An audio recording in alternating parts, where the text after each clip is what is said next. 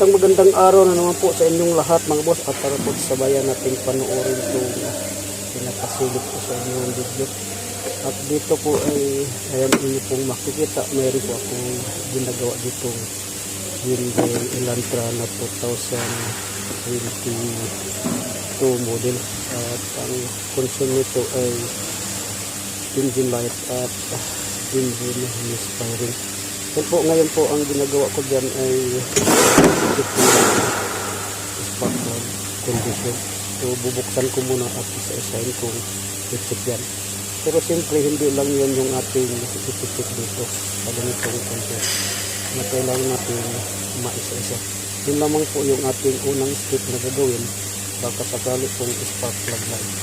At kasama na rin dito i-check natin yung ignition coil, injector at yung wiring connection.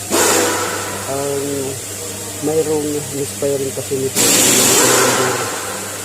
number 1 at number 2. So yun yung ating step by step na kapag ganyan ang concern. Itong unit na to ay galing na rin to sa labas at pinasok lang dito. Nandyan pa rin yung engine light. Sabi daw ng may-ari ay kapag ginawa at iniris yung trouble code ay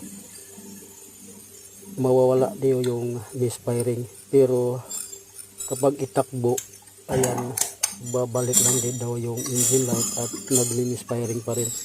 At nung chinik up ko, ginamitan ko ng scan tool. Yung lumabas sa scan tool ay ang DTC niya is random P0300 random misfiring. Then tinignan ko sa misfiring graphic, yung nagmi-misfiring ay yung kanyang cylinder number 1 at number 2. P0301 at P0302. Kaya ayun yung ating ginagawa ngayon. Isa-isahin kong i-check kung anong dahilan dito bakit nag-misfiring.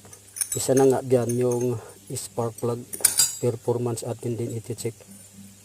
Tapos nyan kung okay naman yung spark plug ay proceed naman tayo sa coil. At pag okay naman yung coil, siyempre check din natin yung injector nito. Then kapag ganun pa rin, huling-huli ay i-pressure test, i-compression test natin